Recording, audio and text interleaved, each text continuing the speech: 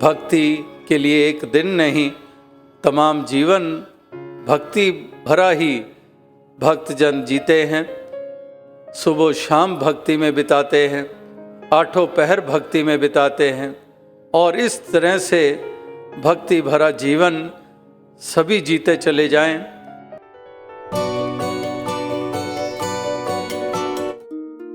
आते तो इस जहां में लाखों हैं मगर आपका आना जैसे खुदा की जलवा नुमाई हो। चेहरों का तो सैलाब है ज़माने में हर तरफ, आपका चेहरा जैसे नूरे इलाही हो। सिलसिला गुफ्तगू का अक्सर चलता है, आपके लफ्ज जैसे हर मर्ज की दवाई हो। सदियों तलक फैलेगी ये तालीम आपकी, राहों में फैली जैसे रोशनाई हो। सदगुरु बाबा हरदेव सिंह जी महाराज की तालीम तो सदियों तलक फैली ही रहेगी। ये सिलसिला चलता रहा है और चलता ही रहेगा।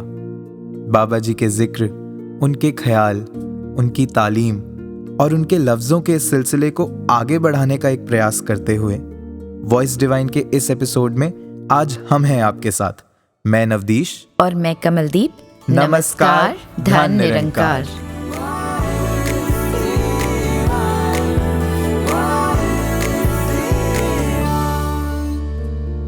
कमल जी, हम बाबा जी की शिक्षाओं का जिक्र कर रहे हैं और बाबा जी का तो पूरा जीवन ही शिक्षाओं से भरा रहा। जी, मुझे याद आ रहा है, एक बार उनके एक मित्र ने समागम के दौरान साझा किया था कि जब बाबा जी और वो बोर्डिंग स्कूल में पढ़ते थे तो बाबा जी के वो मित्र एक नया कैमरा लेकर आए। अच्छा। अब वो दोनों 6ठी 7वीं क्लास में ही थे और जैसा कि अक्सर होता है ना कि बच्चों में एक दूसरे की चीज़ों को लेकर क्यूरियोसिटी होती है। राइट। तो उनकी क्लास के कुछ और बच्चों ने वो कैमरा छीन लिया और भागने लगे। अच्छा। अब बाबा जी के ये दोस्त भी परेशान होकर अपना कैमरा वापस लेने के लिए उनके पीछे पीछे दौड़ने लगे। जितना ये पीछे दौड़ते थे वो बच्चे उतना ही उनको परेशान करने के लिए आगे भागते थे।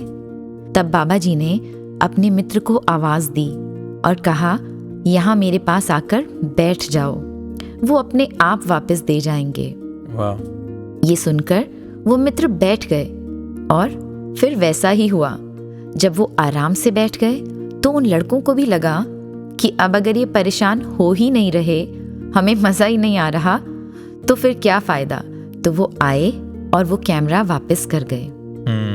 कहने को तो ये एक स्कूल के 2 बच्चों का एक साधारण सा किस्सा है, कितना सिंपल सा, जो हमें अक्सर सुनने को मिल जाता है, पर अगर ध्यान से सोचें तो लगता है कि इस एक किस्से से हम न जाने कितनी ही गहरी सीख ले सकते हैं। कितना सुंदर एग्जाम्पल आपने शेयर किया। आपको पता है, इस एग्जाम्पल को सुनते ही सबसे पहली चीज क्या सीखने को मिल रही है मुझे? क्या? लास्ट मंथ के वॉइस डिवाइन के एपिसोड की थीम कि ठहर जाओ। कमल जी, अभी रिसेंटली मैंने एक बड़े ही अनुभवी थिएटर एक्टर से एक काफी इंटरेस्टिंग चीज सुनी। वो किसी परफॉर्मेंस के लिए प्रिपेयर कर रहे होंगे तो उन्होंने आकर अपनी टीम को बोला कि परफॉर्मेंस डेट नजदीक आने लगी है, we have very little time, we must slow down. That is something interesting. Usually हम सुनते हैं कि जल्दी करो, टाइम इज रनिंग आउट, मगर टाइम कम है इसलिए वी मस्ट स्लो डाउन, ये पहली बार सुना है। हाँ जी, एक्चुअली वो थिएटर एक्टर ये समझाना चाह रहे थे कि जब तक हम ठहर कर अपने अंदर की आवाज को नहीं सुनेंगे, जब तक हम अपनी बॉडी द्वारा दिए गए साइंस को नहीं समझेंगे, जब तक हम अंदर बाहर से एक नहीं होंगे, तब तक हम शायद हमेशा डिस्ट्रैक्टेड रहेंगे। सही कहा आपने। Distracted by the world around us, distracted by the pace at which the world operates and distracted by our own thoughts. और शायद यही शिक्षा देना चाह रहे थे बाबा जी अपने मित्र को कि रुको, ठहर जाओ और फिर देखो।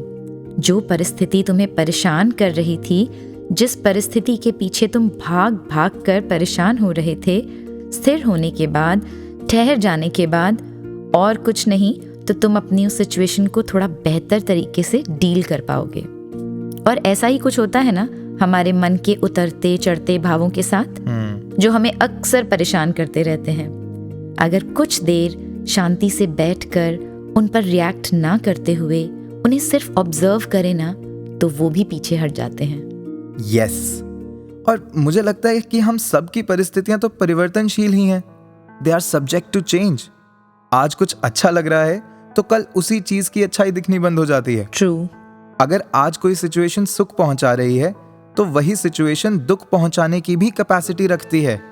लेकिन अगर गुरमत जीवन में है तो हम इन परिस्थितियों में कभी डगमगाएंगे नहीं। तो ऐसे ही मन को ठहराव देने वाले कुछ भाव सुनते हैं संपूर्ण हरदेव वाणी के इस पावन शब्द में। गाकर किसी ने प्रभु न पाया, गाकर किसी ने प्रभु न पाया, पाकर प्रभु को गाया है। पाने वालों ने जो गाया, सार्थक वो कहलाया है। गाकर किसी ने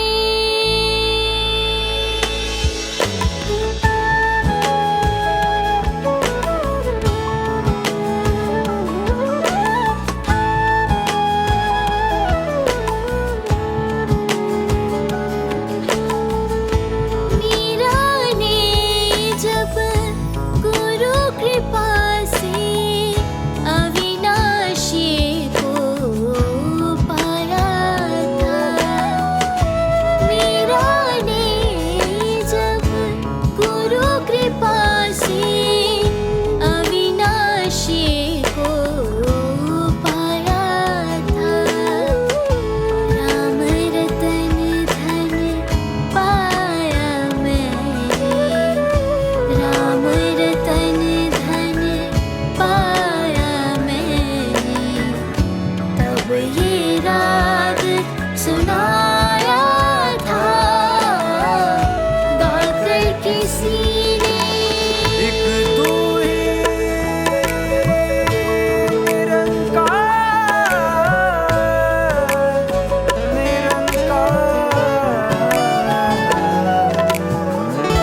पाने के ही बाद तू काजी, डूबे भक्ति रंग में। पाने के ही बाद तू काजी, डूबे भक्ति रंग में। देव पाहिला, देव पाहिला, कहते रहे अभंग में। मुर्शद आगे बुल्ले शाने, नाच नाच दिखलाया था। मुर्शद आगे बुल्ले शाने, नाच नाच दिखलाया था। रब पाने के बाद ही सूफी, रब पाने के बाद ही सूफी, संत वो कहलाया था। गाकर किसी ने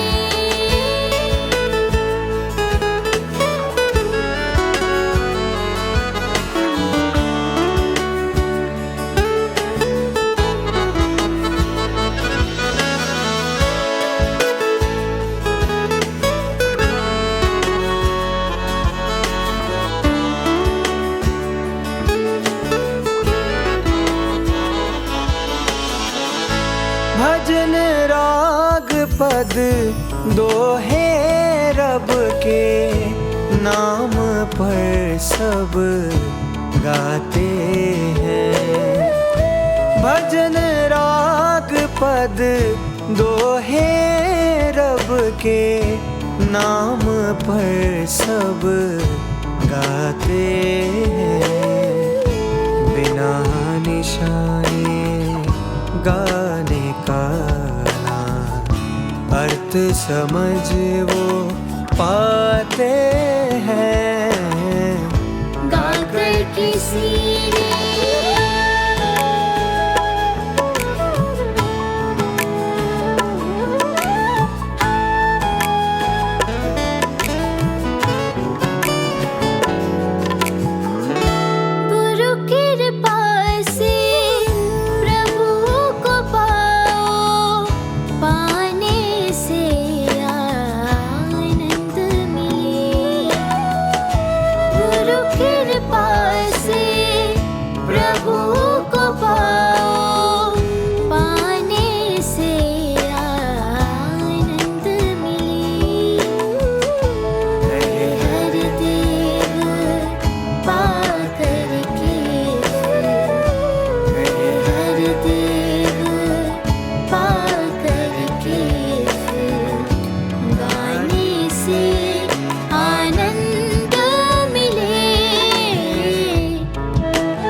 नवदीश जी, हाँ जी। मुझे वो पंक्तियां बहुत याद आ रही हैं जो बाबा जी ने समागम के दौरान दोहराई थी एक बार। जी। जिंदगी थोड़ी है, हर पल में खुश हूँ, काम में खुश हूँ, आराम में खुश हूँ, पनीर नहीं तो दाल में खुश हूँ, गाड़ी नहीं तो पैदल ही खुश हूँ, आज दोस्त पास नहीं है तो अकेले ही खुश हूँ, कोई नाराज हो गया है उसकी इस अदा में ही खुश हूँ, कल तो बीत चुका है उसकी मीठी याद में खुश हूँ, और कल जो अभी आया नहीं है उसके इंतजार में खुश हूँ। हर हाल में खुश हूँ। हाल या हालात तो बदलते रहते हैं, बदलते रहेंगे। अगर अपनी मर्जी का मिला तो भी खुश, और नहीं मिला तो भी खुश। आज काम है तो भी खुश, और अगर नहीं है तो भी खुश। यानी ऐसे दिन जरूर होंगे जब मुझे काम चाहिए पर काम नहीं होगा, तब ये ध्यान रहे कि दातार ने मुझे आराम करने का, कुछ नया सीखने का और बेहतर होने का मौका दिया है। और कभी काम इतना होगा कि मुझे फुर्सत ही नहीं होगी और थकान महसूस होगी, पर मुझे उसमें भी खुशी ढूंढनी होगी कि कम से कम मेरे पास करने को काम है।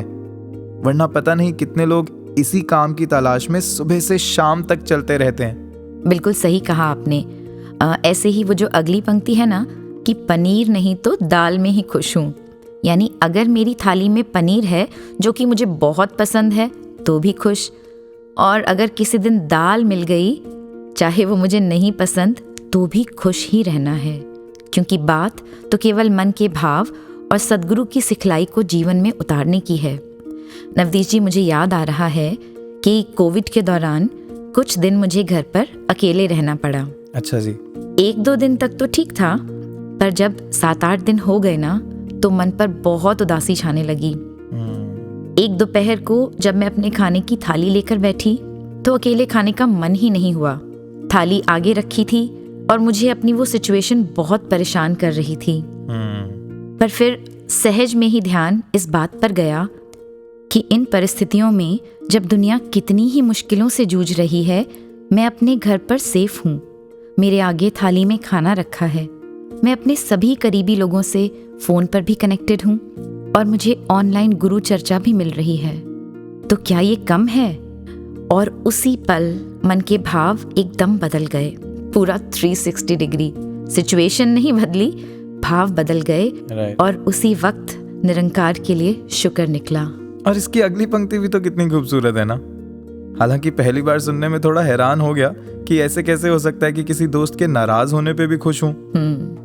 पर फिर लगा कि सद्गुरु की हर बात में एक गहरी शिक्षा छुपी होती है, और ध्यान में आया कि नाराज होने पे जो हमें समय मिला है, जो स्पेस मिली है, वो शायद अपनी रिफ्लेक्शन के लिए, सेल्फ इंट्रोस्पेक्शन के लिए, अपने आप को और बेहतर बनाने के लिए मिला है।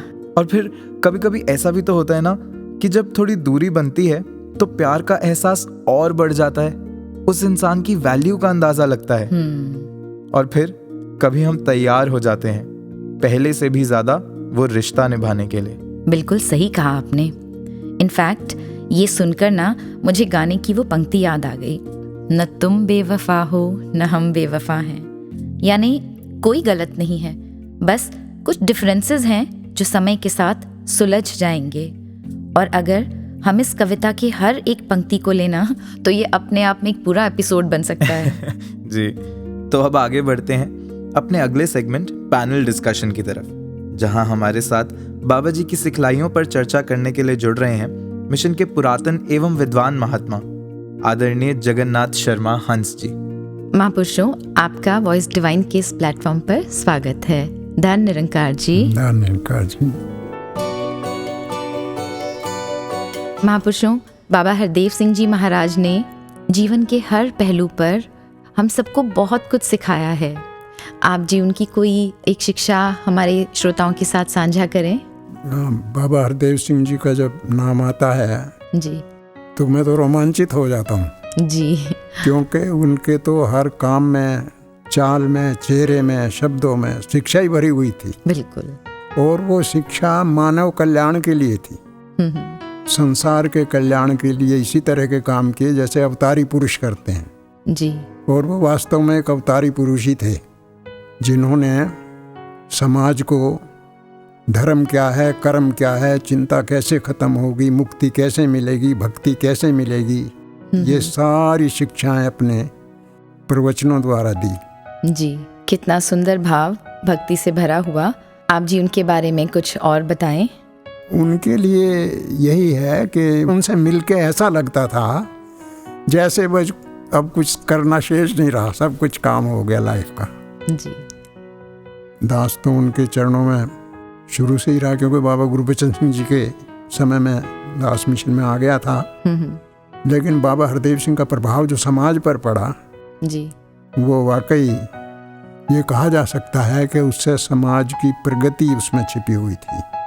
जी, और संत महात्माओं का परिवार भी दिन दूना रात चौगुना उनके समय में बढ़ता रहा। जी, जी। जैसा हम सब जानते हैं कि धर्म के नाम पर सदियों से ही बंटवारे होते आए हैं, तो आप जी बताएं कि बाबा जी ने धर्म के लिए क्या संदेश दिया मानव परिवार को?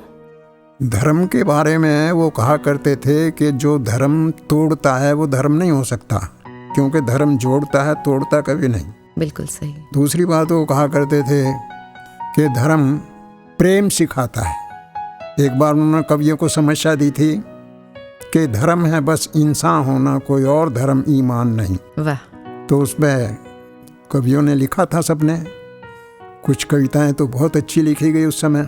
अच्छा। बाबा हरदेव सिंह जी ने समस्या ऐसी दी थी कि हुई हवाएं जहरीली क्यों अंबर बरसें अंगारे, धरती लाल रंगी है किसने कहाँ छुपे हैं हत्यारे, कितने मंदिर मस्जिद गिरजे गली गली में गुरुद्वारे, कितने धर्म कर्म रब इतने फिर भी मानव दुखियारे।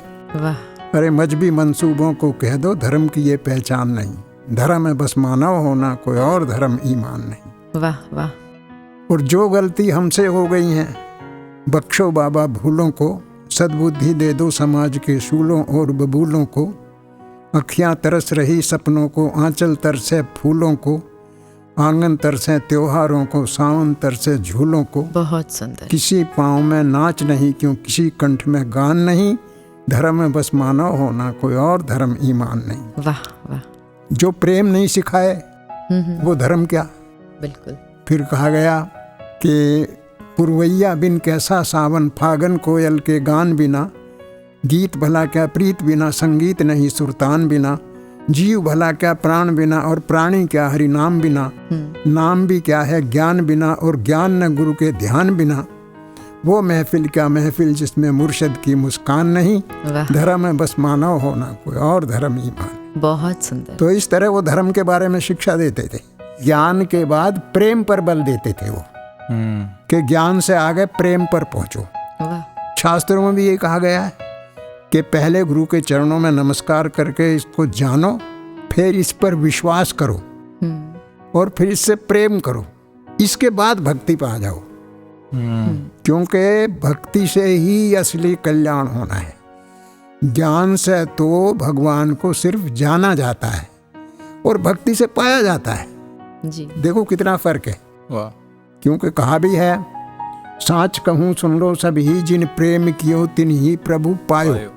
ये कहीं नहीं लिखा जिन ज्ञान लियो तिन ही प्रभु पायो, क्योंकि ज्ञान से तो सिर्फ मुक्ति मिलती है। ठीक है, जन्म मरण से पीछा छूट गया तुम्हारा, लेकिन भगवान को, परमात्मा को, सद्गुरु को प्रेम की भूख है। वो खुद भी प्रेम करते हैं सबसे और औरों को भी प्रेम सिखाते हैं।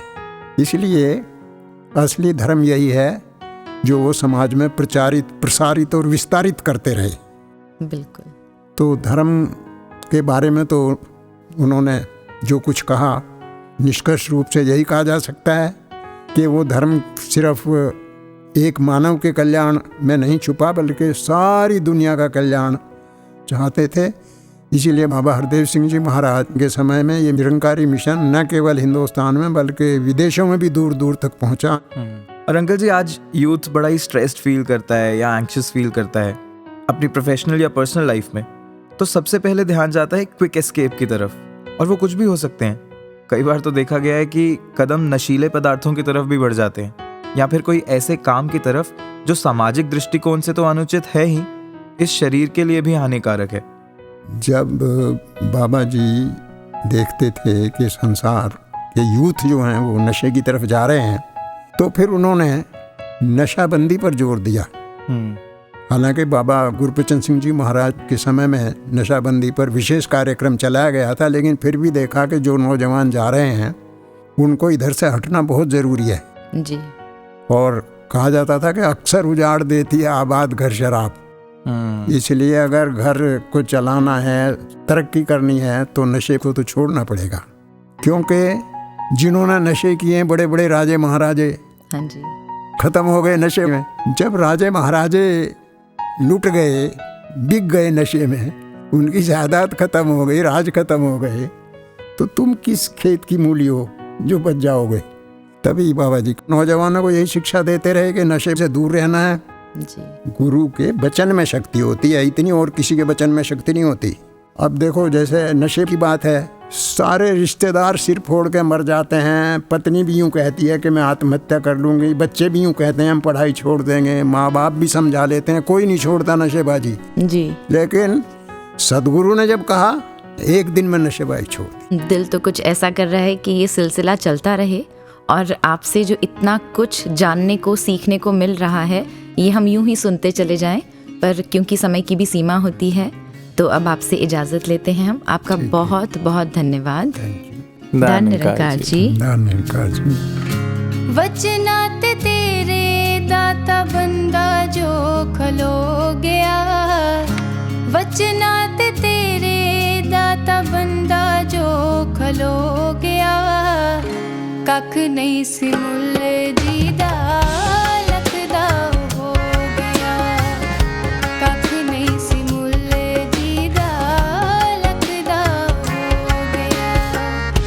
वचनात तेरे दाता बंदा जो खलो गया, वचनात तेरे दाता बंदा जो खलो गया, कख नहीं सी मुल जीदा लखदा हो गया, कख नहीं सी मुल जीदा लखदा हो गया।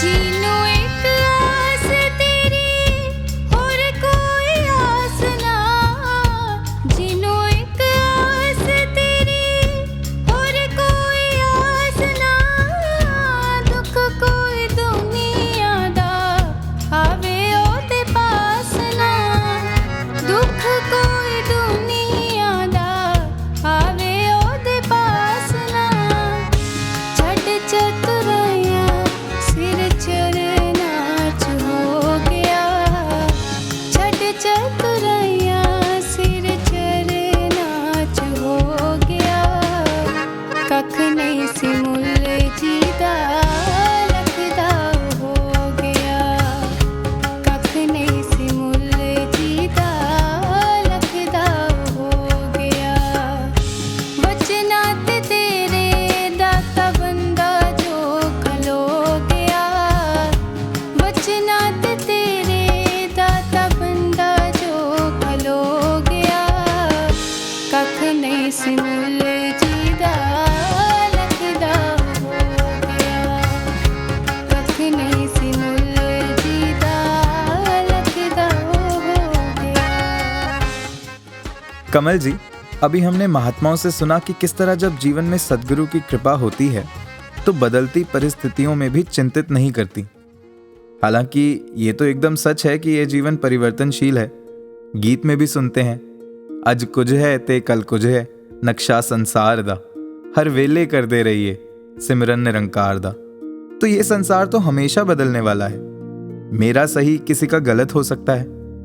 हम खुद को ही देखें, कुछ साल पहले ठीक से बोलना और चलना भी नहीं आता था, फिर धीरे धीरे बड़े हुए तो कितने ही बदलाव आए, और ये अभी भी आते ही जा रहे हैं, हर दिन हर साल। जी।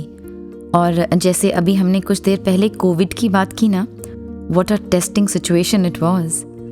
कैसे एक छोटे से वायरस ने हम सबकी जिंदगियों को और पूरी दुनिया के हालातों को ही बदल दिया। कितना एक डर का माहौल फैला हुआ था उस वक्त। कितना हेल्पलेस सा फील हो रहा था।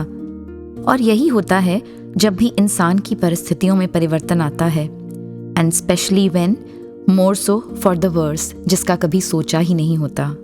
कमल जी, पता है, recently I read a very interesting thought from a philosopher, जिसने कहा कि हर इंसान के जीवन में ना 2 प्रकार की दुनिया होती हैं। अच्छा, एक उसके दिमाग की दुनिया और दूसरी असली दुनिया, दिस रियल वर्ल्ड। जब भी इस असली दुनिया में वो नहीं होता जो दिमाग की दुनिया का मोस्ट ऑब्वियस थॉट है, तब इंसान सबसे ज्यादा निराश और दुखी होता है। ये थॉट सुनने में तो बहुत इंटरेस्टिंग लग रहा है, बट आई थिंक मुझे उतना समझ नहीं आया। Why don't you explain it a bit? देखिए, मान लीजिए हम किसी कंपनी में काफी समय से काम कर रहे हैं, हमें उस डोमेन में एक्सपीरियंस भी अच्छा हो गया है, और इस साल मैं ठान लेता हूं कि मुझे कंपनी में सबसे ज्यादा इंक्रीमेंट मिलना चाहिए। अब मैं मेहनत भी उसी प्रकार कर रहा हूं। I am putting in the efforts, the time, the energy, and not at all in vain. I am delivering results too. तो एक्सपेक्टेशन ये है कि इस बार तो इंक्रीमेंट नहीं, प्रमोशन ही मिल जाएगा। मगर जब ईयरली इंक्रीमेंट की बारी आती है तो पता चलता है कि हमारे साथियों का तो जहां 10% इंक्रीमेंट हुआ है, और हमारा प्रमोशन तो दूर की बात, सिर्फ 6% इंक्रीमेंट हुआ। नवदीश जी, मुझे ये लग रहा है कि अब थोड़ा सा समझ में आ रहा है।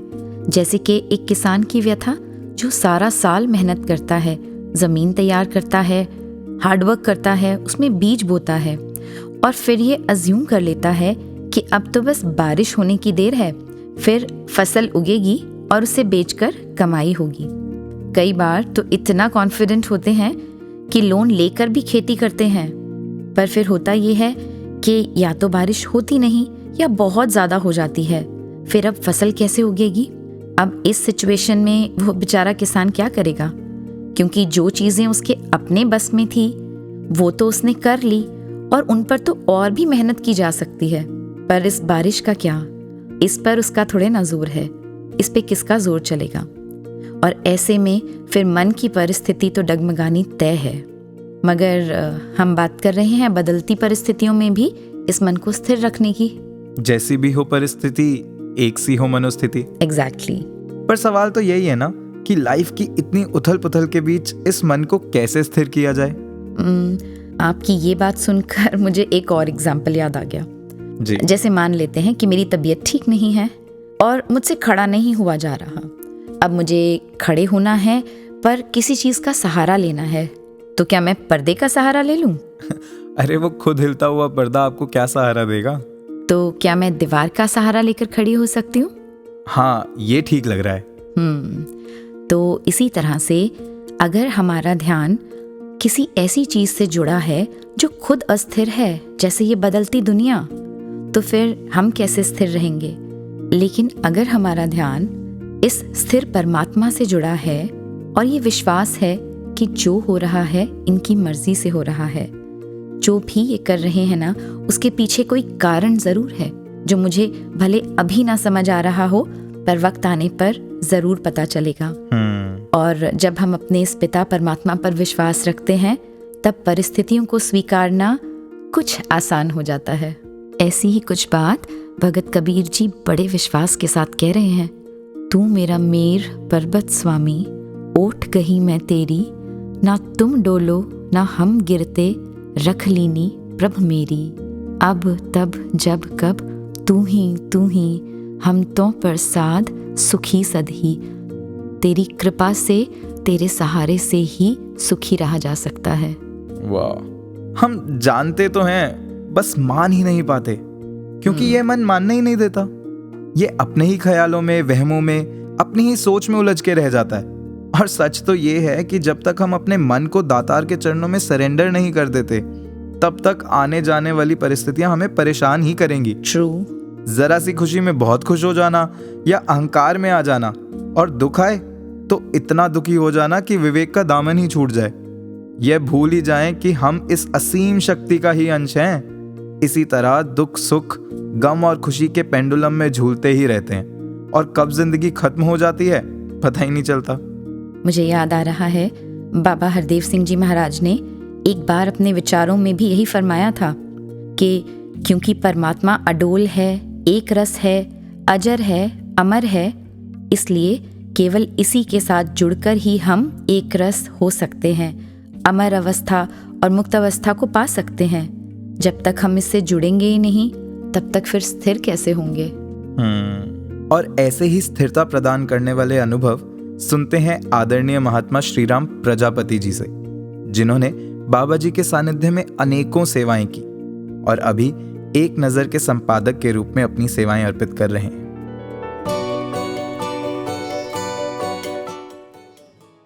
धन्यकार जी। सतगुरु बाबा हरदेव सिंह जी महाराज के साथ दास को करीब 17 वर्ष तक कल्याण यात्रा में साथ रहने का सौभाग्य प्राप्त हुआ और अनेक ऐसे दृष्टांत रूबरू देखने को मिले जिससे जीवन की दिशा ही बदल गई। कुछ दृष्टांत आपके साथ साझा करना चाहेगा। सन 2000 की बात है। वो दास का पहला टूर था दक्षिण भारत का और करीब 40 दिन का वो यात्रा थी। तो टूर शुरू हुआ जयपुर राजस्थान से और राजस्थान और गुजरात के कुछ शहरों के पश्चात गुजरात के एक शहर है वापी, वहाँ पहुँचना हुआ। तो जब वहाँ पर पहुँचे तो शाम का वक्त हो चुका था। जिस गेस्ट हाउस में हजूर बाबा जी का रहने का प्रबंध किया गया था, वहाँ पर एक एसपी महोदय जो थे, उनकी ड्यूटी थी। वो आए, वो कहते हैं कि जितने भी प्रचार पार्टी में लोग शामिल हैं उनकी मुझे लिस्ट दीजिए। आदरणीय मेजर जेडी शर्मा जी ने दास से कहा कि आप इनको बनाकर लिस्ट दे दो। वो लिस्ट दे दी गई। उन्होंने कहा कि ये लिस्ट के अनुसार जिसके बाद आई कार्ड होगा वही बाबा जी के रूम तक पहुंच सकता है। अगले दिन जहाँ पर प्रोग्राम था तो उस प्रोग्राम की जगह का मुआयना करने के लिए एसपी महोदय मैदान में गए। मेजर शर्मा जी भी साथ में थे उनके। तो जैसे ही ग्राउंड में पहुँचे तो शर्मा जी ने देखा कि जो डी का दायरा होता है स्टेज के सामने, वो काफ़ी दूरी से बनाया हुआ था। तो शर्मा जी ने उनसे विनती की कि आप ये थोड़ा कम करें, क्योंकि हुजूर बाबा जी अनेक वर्षों के बाद आते हैं और भक्तजन भी अनेक वर्षों के बाद हुजूर के साकार दर्शन कर रहे होते हैं। वो चाहते हैं करीब से दर्शन हो। वो काफ़ी देर तक बातचीत चलती रही, वो नहीं माने। शर्मा जी ने उनसे कहा कि चलिए वापस हम गेस्ट हाउस चलते हैं, आपको हुजूर बाबा जी के दर्शन कराते हैं। वो जैसे ही वहाँ पर वापस आए, हुजूर बाबा जी के कमरे में सीधे ले गए उनको। और जैसे ही वो एसपी महोदय एंटर हुए कमरे में, हुजूर बाबा जी का जैसा स्वभाव था कि हर किसी को अपना बना लेते थे। तो जैसे ही अंदर हुए तो पूछने लगे उनसे कि परिवार में कौन कौन है, कब से यहाँ पर पोस्टिंग है, मतलब ऐसे अपनत्व के भाव से बात करने लगे। तो इसको देखकर वो बहुत प्रभावित हुए कि मैं तो आज इनसे पहली बार ही मिल रहा हूँ और ये तो ऐसे बात कर रहे हैं बरसों से जानते हूँ। तो उनका एकदम सारा भाव ही बदल गया। कमरे के बाहर आए तो शर्मा जी से कहते हैं कि आपने मुझे कैसी दिव्य विभूति से मिला दिया है, इनका तो इतना दिव्य आवाज़ झलक रही है। और वो इतने प्रभावित हुए, वो ग्राउंड वापस आए। वो कहते हैं कि आप जैसा करना चाहते हो वैसे करो। और सेवा दल के जवानों को कहा कि जैसे आपने नज़दीक से स्टेज बनानी बना लीजिए। तो ये जब देखा तो ऐसा महसूस हुआ कि किस प्रकार सदगुरु ने उस एक सख्त पुलिस अफसर का स्वभाव ही बदल दिया। तो कहने का भाव ये है कि हुजूर बाबा जी जब भी किसी व्यक्ति से मिलते थे, भले ही वो पहली बार ही मिल रहे हों, लेकिन उनको ऐसा एहसास कराते थे कि मैं कई वर्षों से आपको जानता हूँ। तो ऐसे ही छोटी छोटी ये चंद दृष्टांत वो याद इसीलिए आते हैं कि हम सबके जीवन को प्रभावित किया। एक और दृष्टांत सन 2014 की बात है। हुजूर बाबा जी का टूर था महाराष्ट्र और गुजरात का। तो महाराष्ट्र के और गुजरात के बॉर्डर पर एक शहर है तलासरी। वो सारा आदिवासी क्षेत्र है। वहाँ पर भोले वाले भक्त ग्रामीण जन रहते हैं। तो जब वहाँ पर पहुँचे तो वहाँ के जो जोनल जज हैं जनार्दन पाटिल जी, उन्होंने हुजूर से प्रार्थना की कि हुजूर बाबा जी आप पहली बार इस क्षेत्र में आए हो, तो ऐसा ध्यान है कि यहाँ पर जो भवन बने हैं उन भवनों में चरण डालकर आप उन्हें निहाल करें, कृतार्थ करें। हुजूर बाबा जी ने सहज ही स्वीकृति दे दी और वो सिलसिला शुरू हुआ दोपहर के करीब 12-1 बजे और शाम तक वो चलता रहा। एक एक भवन पर हुजूर बाबा जी गए, उन प्यारे भोले भाले भक्तों को प्यार दिया, स्नेह दिया, अपना आशीर्वाद दिया। तो जब ये सिलसिला चल रहा था उसी समय वहाँ पर पुलिस और प्रशासन के अफसर भी आए हुए थे। वो देखकर इतने प्रभावित हुए और वो कहते हैं कि पहले तो हम यहाँ पर इनके लड़ाई झगड़े शांत कराने के लिए आते थे, लेकिन जब से ये आपके मिशन से जुड़े हैं इनके जीवन की दिशा ही बदल गई है। इनके जीवन का इतना रूपांतरण हो गया है कि अब ये आपस में प्रेम से रहते हैं, सत्संग करते हैं और आपके मिशन की शिक्षाओं को धारण करके इनका जीवन ही बदल गया है। तो कहने का भाव ये है कि जब सतगुरु ने अपने गुरसिख को इतना प्यार दिया, भले ही वो ग्रामीण थे, आदिवासी थे, लेकिन भक्ति में बहुत आगे और उनकी मर्यादा अनुशासन देखा, उससे भी बहुत प्रभावित हुए। इसी बात को हजूर बाबा जी ने दिल्ली में आकर भी कहा कि भले ही उन्हें हम आदिवासी कहते हैं, पिछड़े कहते हैं, लेकिन वो भक्ति में बहुत आगे हैं। तो ऐसे भक्तों का नाम हमेशा रोशन होता है, यही सतगुरु ने हम सबको सिखाया। तो ऐसा ही दिव्य व्यक्तित्व हजूर बाबा जी का रहा, जिन्होंने हर गुरसिख के जीवन को प्रभावित किया और ऐसा दिव्य जीवन जीकर हम सब पर उपकार किया। यही कारण है कि आज भी उनको श्रद्धा के साथ याद करते हैं, जिनके हम कभी एहसानों को चुका नहीं सकते। धन निरंकार जी।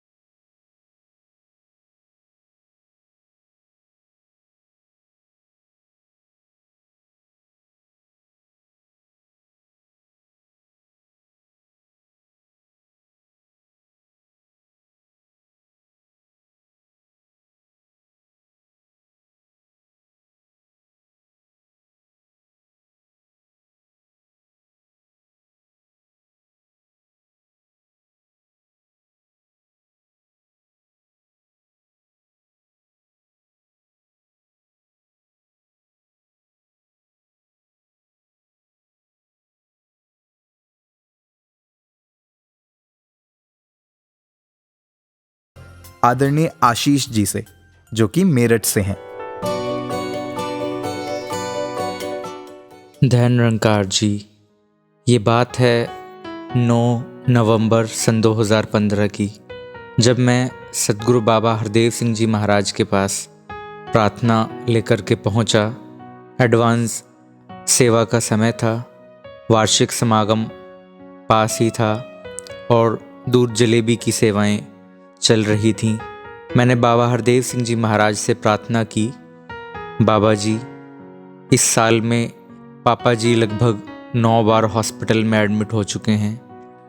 डॉक्टर ने कहा है कि इनको लीवर कैंसर है, बचने की उम्मीद बहुत कम है, तबीयत ज़्यादा ख़राब है।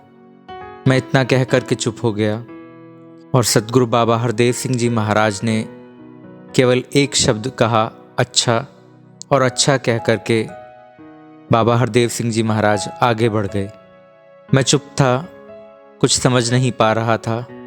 पास ही खड़े एक महापुरुष थे, पूरी बात जिन्होंने जानने का प्रयास किया, मैंने उन्हें पूरी बात बताई तो वो कहने लगे कि बच्चे, बाबा जी ने अच्छा कहा है, तो अब जो कुछ भी होगा, जैसा भी होगा, वो अच्छा ही होगा। इस बात को समझते हुए पूरे विश्वास के साथ कि बाबा जी ने कहा है अच्छा ही होगा, मैं लौट कर के वापस पहुंचा हॉस्पिटल और 22 नवंबर सन 2015 की रात को, अगले दिन पापा जी का ऑपरेशन होना था लीवर ट्रांसप्लांट का, जो कि लीवर डोनर भी मैं ही था। और ऑपरेशन होने से कुछ घंटे पहले ही पापा जी शरीर छोड़ गए। और उस समय जब वो शरीर छोड़ गए तो मैं मौन था, शांत था और बस सिमरन कर रहा था, और हृदय के अंदर ये विश्वास था, ये शांति थी, धीरज था कि बाबा जी ने कहा था अच्छा तो यही अच्छा है, यही बेहतर है मेरे लिए। इस बात को अगर मैं गहराई से समझूं तो अक्सर संगतों में सद्गुरु के निर्देश, ये संकेत आया करते हैं कि निरंकार जो कुछ भी करता है वो अच्छा ही करता है, वो सही ही करता है। यदि इस भाव, इस विश्वास के साथ मैं आगे बढ़ता हूँ तो वो अवतारवाणी की लाइनें हैं, जगदा मालिक याद होवे ता दुख भी देंदा दुख नहीं। वो सहजता के भाव हृदय में वास करते हैं। ये विश्वास होता है कि यही बेहतर है, यही अच्छा है। एक्सेप्टेंस भी आ जाया करती है जब मुझे पूरा विश्वास हो जाया करता है, और वो मेरी लाइफ का एक लाइफ चेंजिंग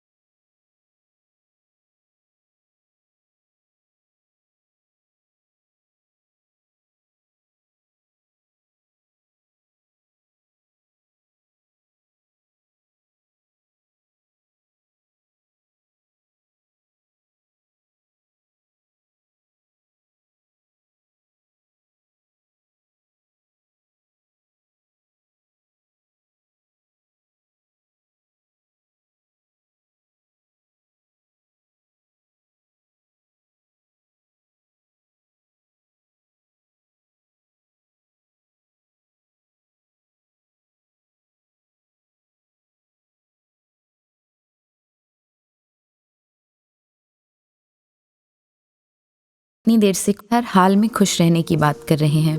जी बिल्कुल। आपसे ना एक बात शेयर करती हूँ। जी। अभी 2-3 महीने पहले ही हमारे घर में कुछ काम चल रहा था और उनका एक 2.5 साल का बच्चा था। अच्छा। और वो वहीं खेलता रहता था। एक दिन जब वो खेल रहा था तो हम चाय पी रहे थे। अच्छा। तो मैंने हाथ बढ़ाकर जो बिस्किट मेरे हाथ में था उसके हाथ में रख दिया। पर उसने फिर मेरी तरफ देखा तो मैंने डिब्बे में से दूसरा बिस्किट भी निकालकर उसके दूसरे हाथ में रख दिया। आप यकीन नहीं करोगे, जिस तरह खुशी से चहकता हुआ वो दोनों बिस्किट लेकर अपनी माँ के पास गया ना, सहज में ही मेरे चेहरे पर अपने आप स्माइल आ गई। वाह। मुझे लगा इतनी खुशी तो कभी बिस्किट खाकर या देखकर मुझे नहीं हुई जितनी उस बच्चे को देखकर हो रही है। वो बच्चा 2 बिस्किट लेकर मुझे खुशी और सुकून दे गया। सही बात है।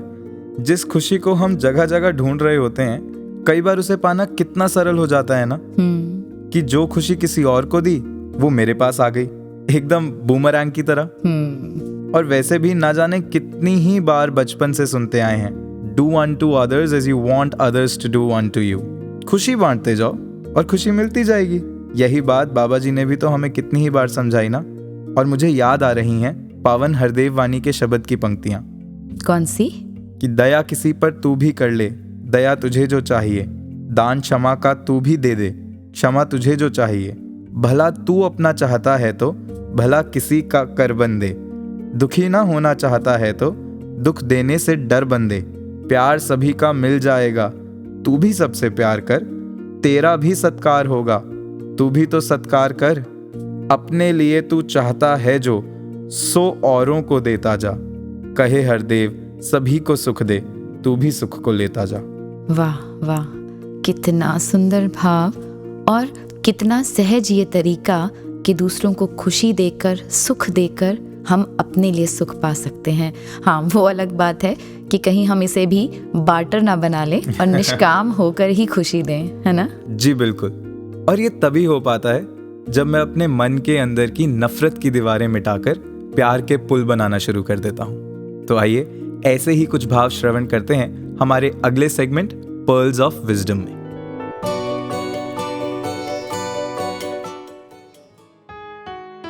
मैं अपनी राह में दीवार बन के बैठा हूं, अगर वो आया तो किस रास्ते से आएगा।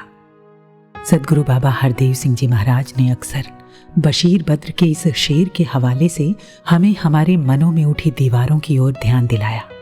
ये दीवारें भी ना कमाल की चीज होती हैं। जब तक वो किसी मकान का हिस्सा होती हैं तो घरों को जोड़ने का काम करती हैं, लेकिन अगर कहीं वो 2 लोगों के बीच आ जाएं तो रिश्तों का दुखद अंत कर देती हैं। बाबा जी अक्सर दीवार रहित संसार की परिकल्पना को साकार रूप देते रहे।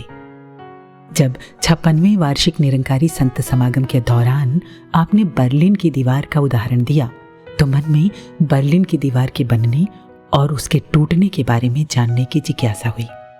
मैंने इस बारे में पढ़ा तो मुझे पता चला कि दूसरे विश्व युद्ध के बाद जब जर्मनी का विभाजन हो गया तो लोग पूर्वी बर्लिन छोड़कर पश्चिमी बर्लिन जाने लगे और इस पलायन को रोकने के लिए बीचों बीच में एक दीवार उठा दी गई।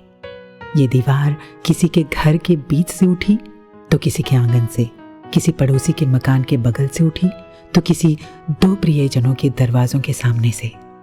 लोग अपने अपनों से बिछड़ गए। एक ही परिवार का कोई कहीं रह गया तो कोई कहीं और रह गया। लोग बंट गए, जुदा हो गए, एक दूसरे से दूर हो गए।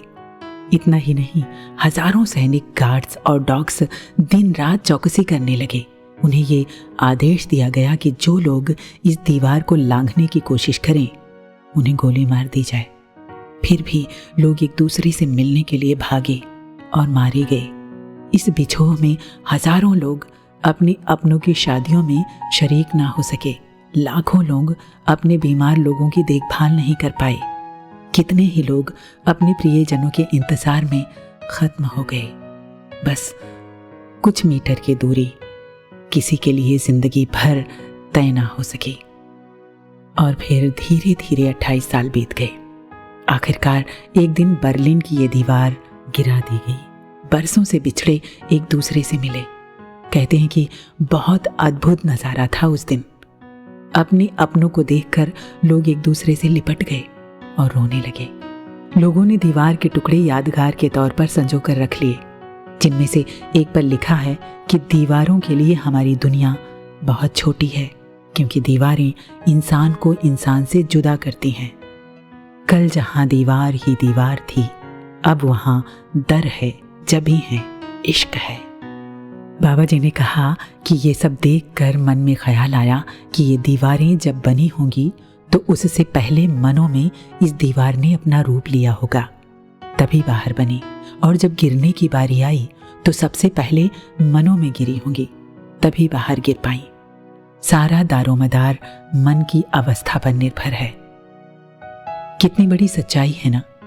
कोई भी बाहर का रूप पहले मनों में बनता है, फिर वो बाहर नजर आता है। और जितनी भी चीजें हम बाहर देख रहे हैं, पहले ये किसी न किसी के मन में बनी होंगी, तभी बाहर नजर आ रही हैं। इसलिए ये जरूरी है कि हम अपने मनों में झांकते रहें कि किस तरह के भाव उठ रहे हैं, क्योंकि आज के यही मेरे भाव कल मेरे कर्म, फिर मेरा स्वभाव और फिर मेरा भविष्य बनेंगे। दिलचस्प बात तो ये है कि बर्लिन की उस दीवार को बनाने वाले, बांटने वाले अब शायद इस दुनिया में जिंदा ना हों, लेकिन टूटी दीवारें आज भी उनकी संवेदनहीनता और संकीर्णता की कहानी कहती हैं। बर्लिन की वो दीवार तो गिर गई, लेकिन कई दीवारें अभी भी इंसान को एक दूसरे से बांट रही हैं। किसी अंतरिक्ष यात्री ने स्पेस से लौटकर कहा था कि वहां से धरती पर सरहदें नहीं दिखती। परमात्मा ने कहाँ दीवारें बनाई हैं। याद आता है वो शेर कि सरहदें बना ली हैं और भूल बैठे हैं कि जमीन किसकी है और आसमान किसका है। एक और बात, कुछ लोग ये मानते हैं कि दीवारों से सुरक्षा भी होती है। हाँ, लेकिन वही दीवारें हमें कैद भी करती हैं। इस पर एक छोटी सी कहानी है कि एक बार एक राजा ने अपनी सुरक्षा के लिए बहुत ही सुंदर महल बनवाया और उसमें एक ही दरवाजा रखा ताकि कोई दुश्मन उस महल में प्रवेश ना कर सके। और जो वो एक दरवाजा था उस पर भी कड़ा पहरा होता था। एक बार राजा के एक मित्र राजा से मिलने आए। राजा ने उन्हें अपना महल दिखाया। राजा के मित्र महल देखकर बोले, महल तो बहुत खूबसूरत है, लेकिन इसमें एक गलती है। राजा ने पूछा, कौन सी गलती? तब राजा के मित्र ने कहा, ये जो दरवाजा है ना, इससे तुम्हें बहुत खतरा है। तुम इस दरवाजे को भी बंद कर दो तो ज्यादा सुरक्षित रह सकते हो। फिर ना कोई अंदर आएगा और ना कोई बाहर जा सकेगा। सुरक्षा ही सुरक्षा। राजा ने कहा, हाँ, ये ख्याल तो मुझे भी आया था, लेकिन फिर समझ में आया कि ऐसे में मेरे जीने का अर्थ ही क्या रह जाएगा। मैं तो भीतर ही भीतर घुट के मर जाऊंगा। दरवाजा खुला है, इसीलिए तो मैं इस जिंदगी को जी पा रहा हूँ। राजा के मित्र ने कहा, यानी दरवाजा बिल्कुल बंद कर दिया जाए तो तुम मर जाओगे। दरवाजा खुला है, इसीलिए थोड़ा बहुत जी पा रहे हो। और इसका मतलब ये भी हुआ कि 2 दरवाजे खुले होंगे तो तुम और ज्यादा जियोगे, और सभी दरवाजे खुले होंगे तो तुम खुलकर जियोगे। मित्र ने समझाया कि जितनी ज्यादा दीवारें उठाओगे, जितने सुरक्षा के इंतजाम अपने लिए करोगे, उतना ही असुरक्षित महसूस करोगे और कैद होते चले जाओगे।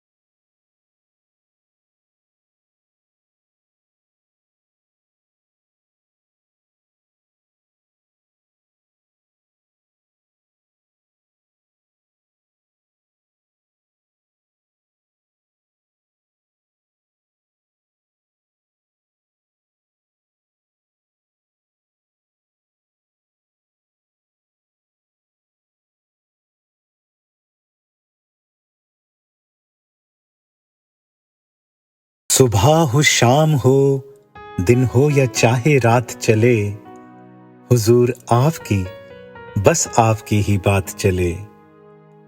कुछ हाल लिखा है लफ्जों में दिल ने अपने अरमानों का, तेरी मीठी मीठी यादों का, तेरी प्यारी सी मुस्कानों का। एक लफ्ज तुम्हारा वो यारा कर देता था सब कुछ अच्छा, कितना आला वो नुस्खा था लुकमानों के लुकमानों का। कर याद तुम्हें मेरे साहिब पलकें ये नम हो जाती हैं, ना समझे कोई ये आंसू हैं, इजहार है ये शुक्रानों का। हर दिल से ही दिल मिल जाए, बगिया ये और भी खिल जाए, सदियों तक हासिल हो सबको साया तेरे वरदानों का। तुमने बंजर सी धरती को फूलों की चादर बख्शी है, गुलजार बने जो रहमत से, है बयां ये उन वीरानों का। बस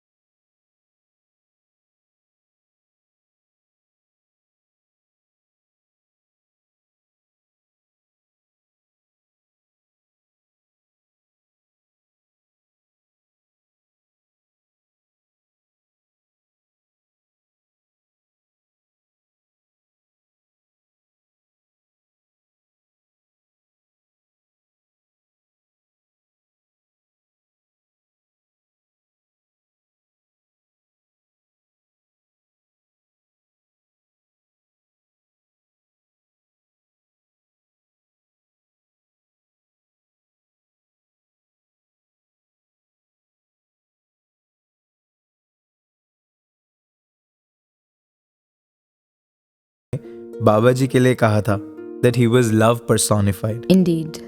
हम कितने खुशकिस्मत है ना कि प्यार के एक ऐसे ही मसीहा की रहमतों के साथ हमें अपनी जिंदगी के कीमती पल बिताने को मिले।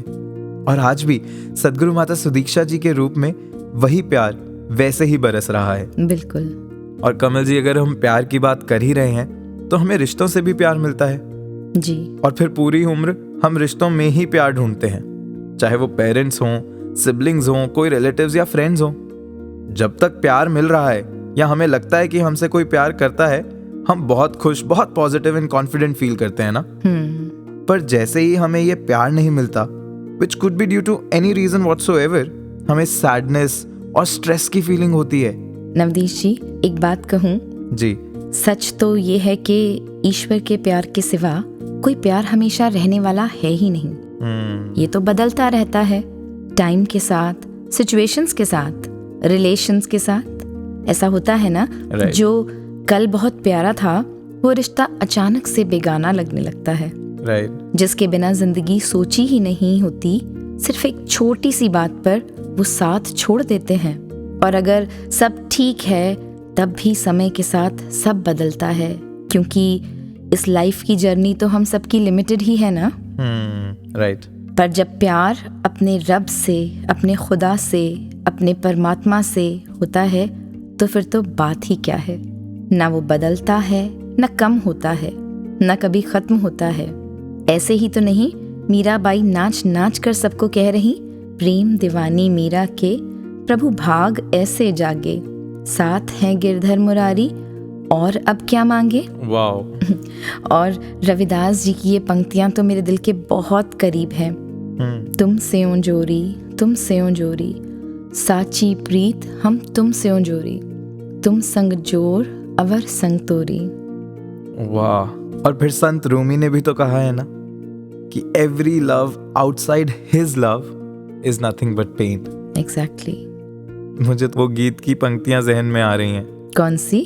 बिना थके ही चलता रहा, कर गया भला संसार का, प्यार प्यार बरसा गया वो एक मसीह।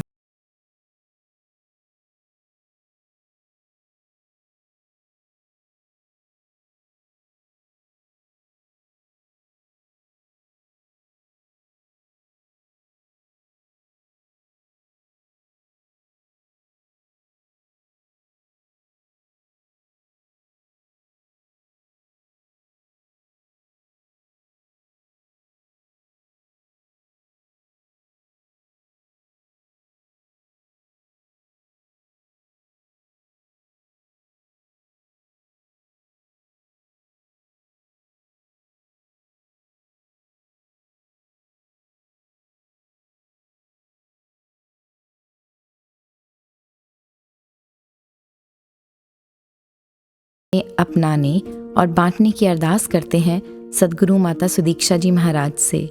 जोड़े चलते हैं आपको सद्गुरु संदेश के साथ। हमें दीजिए इजाजत। नमस्कार। धन निरंकार।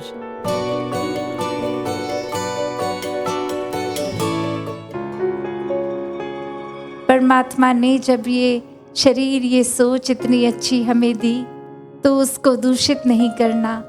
एक विशाल दिल हो के, विशाल सोच रख के हर एक को अपनाते चले जाना है, ताकि फिर अपने जीवन में जहाँ अपना भी हर पल सुधार हो, खुद को भी हम हर पल इंट्रोस्पेक्ट कर सकें। संतमति के अनुसार जो जो संतों ने कहा, जिस तरह भी ये सत्संग आकर भी जो विचार हमेशा मिलते हैं, एक सोच मिलती है, वो एक शीशे की तरह, एक आईने की तरह है कि वहीं खुद को देख के क्या सुधारना है खुद में पता चल जाता है, और वो फिर किस तरह सुधारना है वो माध्यम भी सेवा सिमरन सत्संग द्वारा ये निराकार पे ये अपना विश्वास पूरा रखकर करना है।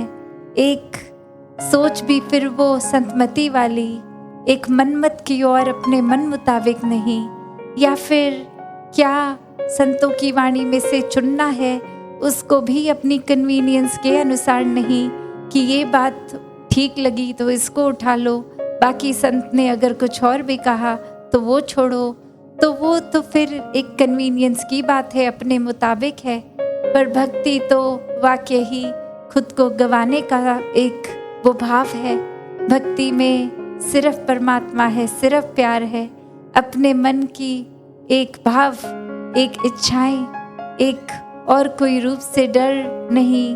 भक्ति तो सिर्फ प्यार से प्रेमा भक्ति है, एक ये इश्क का सौदा है। तो कैसे ये इश्क में इस परमात्मा के, इस निराकार के रंग में हर कोई रंगा रहे,